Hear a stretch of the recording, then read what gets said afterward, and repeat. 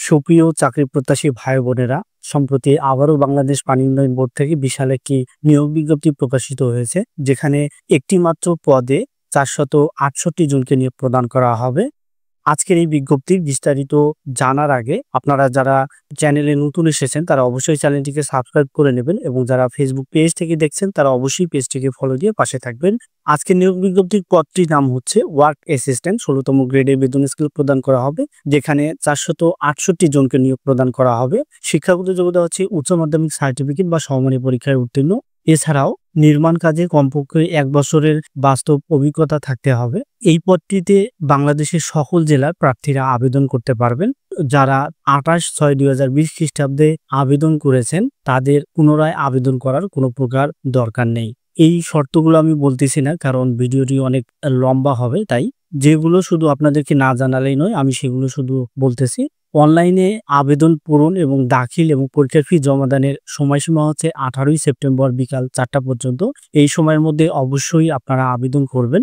আবেদনকারীর বয়সসীমা হচ্ছে 1 আগস্ট থেকে 32 বছরের মধ্যে হতে হবে।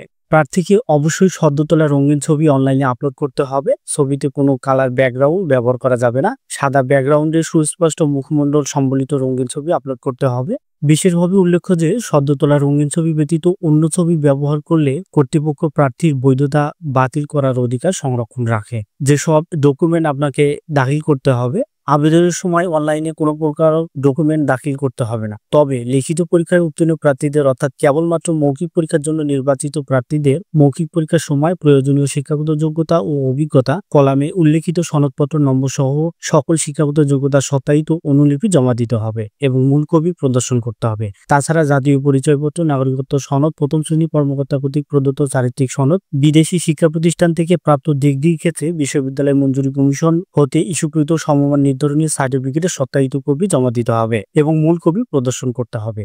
যারা মুক্তিযোদ্ধা, শহীদ মুক্তিযোদ্ধা, বীরাঙ্গনা সন্তান হিসেবে আবেদন করবেন তাদের ক্ষেত্রে মুক্তিযোদ্ধা সংক্রান্ত যাবতীয় সনদপত্রের অনুলিপি জমা দিতে হবে এবং মূল কপি প্রদর্শন করতে হবে। এছাড়াও ক্ষুদ্র নৃগোষ্ঠী এবং শারীরিক প্রতিবন্ধী ও তৃতীয় লিঙ্গের প্রার্থীর ক্ষেত্রে সংশ্লিষ্ট সনদপত্রের অনুলিপি জমা দিতে হবে এবং মূল কপি প্রদর্শন করতে হবে।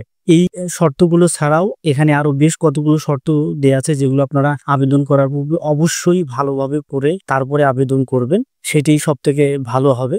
দেখা হবে আবারও নতুন কোনো নিয়োগ বিজ্ঞপ্তির ভিডিওতে। সেই পর্যন্ত ভালো থাকবেন, সুস্থ থাকবেন। আল্লাহ হাফেজ।